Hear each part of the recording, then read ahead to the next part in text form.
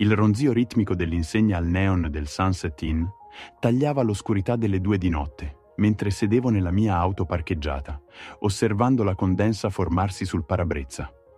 A 20 miglia da casa rimasi perfettamente immobile, con lo sguardo fisso sulla sua Lexus bianca parcheggiata 3 spazi più in là. Accanto a essa c'era un Range Rover nero, entrambe le auto illuminate dalle luci tremolanti della sicurezza del motel. Solo 3 settimane prima, lei aveva urlato accusandomi di essere un maniaco del controllo quando avevo menzionato l'app di tracciamento.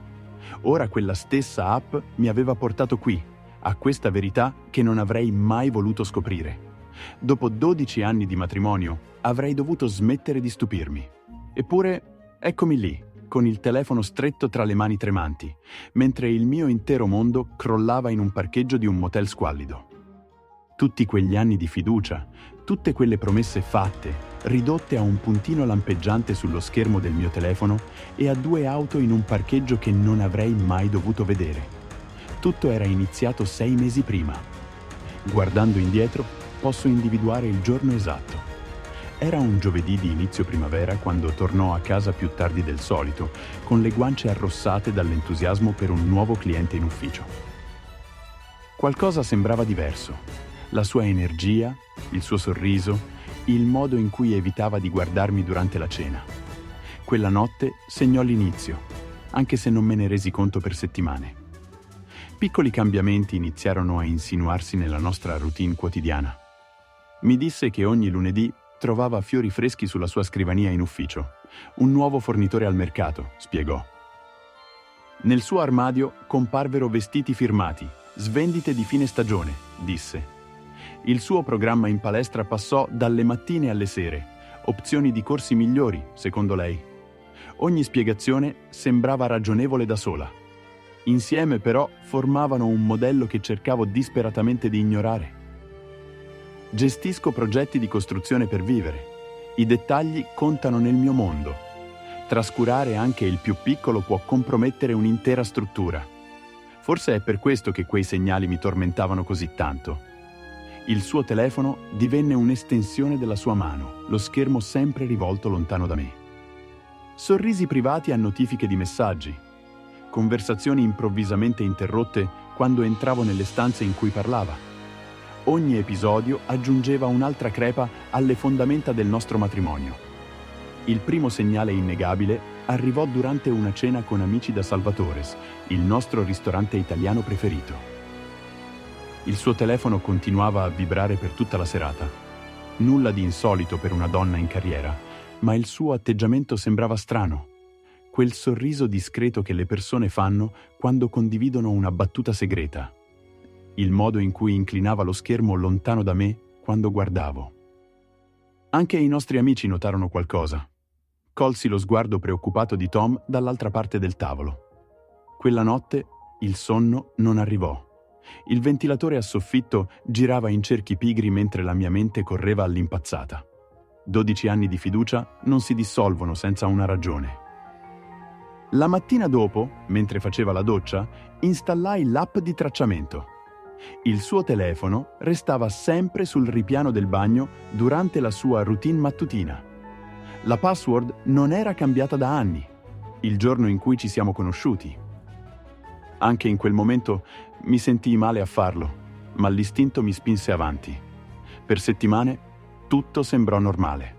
L'app mostrava schemi prevedibili: lavoro, palestra, casa, qualche uscita per shopping occasionale. Poi iniziarono le serate di inventario in ufficio. Sempre di mercoledì, sempre fino a tardi. La prima volta le credetti completamente. La seconda volta iniziai a farmi domande. La terza volta, alle 8 di sera, passai davanti al suo negozio. Finestre buie, parcheggio vuoto, nessuna traccia di inventario. La tensione in casa aumentava di settimana in settimana. Lei passava sempre più tempo al lavoro, dicendo che la primavera portava più clienti. Io mi rifugiavo nei cantieri, restando fino a tardi per evitare i silenzi che riempivano la nostra casa. Smettemmo di condividere i pasti. Smettemmo di guardare insieme i nostri programmi preferiti. Smettemmo di parlare di qualsiasi cosa significativa. La distanza tra noi divenne più ampia del letto matrimoniale che a malapena condividevamo. Quando finalmente la affrontai per l'app di tracciamento, la sua reazione fu esplosiva. «Che razza di maniaco del controllo spia la propria moglie!» urlò, il volto rosso di rabbia. «È per questo che non riesco più a respirare vicino a te! Mi stai soffocando!» Quelle parole mi colpirono come pugni, ma la sua reazione mi disse tutto. Le persone innocenti non si difendono con tanta violenza. Da quel momento giocai d'astuzia. Mi scusai ripetutamente. Promisi di cancellare l'app. Non lo feci. Invece osservai e aspettai, raccogliendo prove mentre fingevo che fosse tutto normale. 3 settimane di agonia, chiedendomi se fossi paranoico, se la mia mente stesse distruggendo il nostro matrimonio. Ogni mattina controllavo la sua cronologia degli spostamenti. Ogni notte restavo sveglio a interrogarmi su ogni scelta che mi aveva portato a questo punto. La verità si delineò come un orologio. Ogni mercoledì lasciava il lavoro in anticipo, guidava 20 miglia fino a quel motel, restava esattamente 2 ore, poi tornava a casa. Lei arrivava con cibo da asporto, dicendo di aver lavorato fino a tardi. Io facevo finta di crederle, mentre la osservavo applicarsi un nuovo strato di rossetto davanti allo specchio dell'ingresso, sentendo un profumo maschile sconosciuto mescolarsi al suo. Quella notte era diversa, forse perché, per la prima volta, seguii quel puntino invece di osservarlo da lontano. Forse era il peso della fotocamera sulle mie ginocchia, piena di foto con data e ora che il mio avvocato avrebbe presto avuto tra le mani. Oppure era la consapevolezza che, dopo quella notte, nulla sarebbe mai più stato lo stesso. La pioggia aumentava di intensità, tamburellando sul tetto della mia auto come un conto alla rovescia verso l'inevitabile verità. Non avevo bisogno di entrare nell'atrio dell'hotel, avevo visto abbastanza. Le prove erano proprio lì nel parcheggio. Una Lexus bianca familiare e un Range Rover nero sconosciuto. Alcune domande non hanno bisogno di una risposta quando hai già davanti gli indizi. Alcune immagini non hanno bisogno di rimanere impresse nella memoria. Scattai le foto che sarebbero servite al mio avvocato, con le mani ferme nonostante tutto dentro di me si stesse sgretolando. Il viaggio di ritorno sembrava surreale. I lampioni scorrevano veloci mentre la mia mente correva ancora più avanti. Fare la valigia con l'essenziale, prendere i documenti, lasciare un biglietto. Ogni compito mi teneva concentrato, mi impediva di crollare. All'alba ero già registrato in un hotel dall'altra parte della città, facendo telefonate per smantellare la vita che avevamo costruito insieme. La luce del mattino sembrava dura e implacabile mentre la realtà si faceva strada. 12 anni di matrimonio si erano conclusi in un parcheggio di un motel. Aggiornamento 1, 2 settimane dopo. Il lunedì mattina arrivò con un freddo distacco. Il mio avvocato depositò immediatamente i documenti per il divorzio, citando l'infedeltà con prove documentate.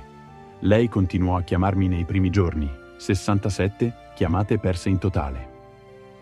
I messaggi vocali passarono dalla rabbia al pianto, fino alla disperazione. «Per favore, lasciami spiegare», supplicava. «Non è quello che pensi, stai esagerando». Ogni messaggio venne inoltrato direttamente al mio avvocato. La responsabile dell'ufficio, Jenny, accettò di incontrarmi per un caffè. Lavorava lì da 5 anni, aveva visto tutto. «Le serate di inventario del mercoledì sono iniziate 3 mesi fa», confermò, mescolando nervosamente il suo latte macchiato. «Usciva prima, diceva che doveva incontrare fornitori, cene di lavoro. Il personale aveva notato qualcosa, ma nessuno diceva niente. Il nuovo cliente con il Range Rover aveva iniziato a comparire sempre più spesso. Sempre di mercoledì. Il suo amante non fu difficile da identificare. Un cliente abituale diventato una presenza fissa. Un agente immobiliare dalla facciata perfetta. Moglie, 3 figli, allenatore della squadra di calcio locale. Sua moglie meritava di sapere la verità. Mi assicurai che le prove le arrivassero direttamente. A volte fare la cosa giusta sembra sbagliato, ma il silenzio non aiuta nessuno. Le foto, i dettagli con data e ora e la dichiarazione scritta di Jenny raccontavano una storia che non poteva essere negata. Aggiornamento 2, un mese dopo. Le pratiche per il divorzio proseguirono con efficienza meccanica. Vendemmo la casa, ottenemmo un piccolo guadagno, ma dovetti dividere l'equità con lei. La moglie del suo amante avviò anche lei il divorzio e portò i loro figli in Michigan. La sua agenzia immobiliare lo sospese temporaneamente, nessuno sapeva il perché. Nella maggior parte dei casi, le piccole città non dimenticano gli scandali. Le reputazioni si frantumano più facilmente della fiducia. Le azioni riecheggiano a lungo, anche dopo che l'impatto iniziale svanisce. Il lavoro mi aiutava a restare sano di mente. Nuovi progetti richiedevano attenzione, lasciando poco spazio ai pensieri. Trovai un terapeuta specializzato nei traumi da tradimento. Mi aiutò a comprendere i modelli, i segnali d'allarme. Il negozio della mia ex iniziò a faticare. Le vendite crollarono di quasi 40% dopo che la voce si sparse. La gente vota con i portafogli e con i sussurri. I piccoli business si reggono tanto sulla reputazione quanto sui guadagni. I circoli di amicizie si spostarono come sabbia nel deserto. Alcuni presero posizione, altri sparirono del tutto. Ma quelli che rimasero mi sorpresero. Tom e Nadia organizzarono cene settimanali e non accettavano scuse per le mie assenze. Mia sorella iniziò a venire a trovarmi una volta al mese, dicendo che aveva bisogno di aiuto per delle riparazioni in casa. Entrambi sapevamo che non era vero, ma la finzione dava conforto. I veri amici si fanno avanti quando il mondo ti crolla addosso e a volte la famiglia sa sorprenderti. Aggiornamento 3, 6 mesi dopo. I documenti per il divorzio arrivarono con la posta del mattino. 12 anni di matrimonio ridotti a termini legali e bonifici bancari. Comprai una baita vicino al lago, non il nostro vecchio posto di vacanza, ma un'acqua simile, con ricordi diversi. Iniziai a insegnare falegnameria nei fine settimana al centro comunitario. Creare qualcosa di nuovo aiuta a guarire le vecchie ferite. L'odore della segatura fresca copriva quello del tradimento, almeno per me. Lei mi scriveva ancora, sempre a tarda notte, diceva di essere pentita, parlava di follia temporanea, implorava perdono. Non risposi mai. Alcuni utenti nei forum online mi dicevano di cambiare numero, ma non ne sentivo il bisogno. Non permetterò a nessuno di dirmi cosa fare con il mio telefono. Alcuni ponti bruciano troppo per essere ricostruiti. Il negozio della mia ex chiuse il mese scorso. Si stanno trasferendo in un'altra zona. Lui si trasferì anche, lasciandosi dietro una famiglia distrutta e una reputazione rovinata. A volte ricominciare significa lasciare tutto alle spalle. La vita va avanti, con o senza permesso. La baita aveva bisogno di lavori, mi dava uno scopo. Imparai a cucinare pasti veri, non solo cibo da asporto. Mi unii a un gruppo di escursionismo, ripresi in mano la mia chitarra. Il mio terapeuta diceva che la guarigione non è lineare. Alcuni giorni sembra di tornare indietro, ma è normale. Ciò che conta è il movimento in avanti, non la velocità. Ogni piccolo passo crea distanza da quella notte piovosa nel parcheggio del motel. Guardando indietro a quella notte, mi resi conto che la fine conteneva un nuovo inizio.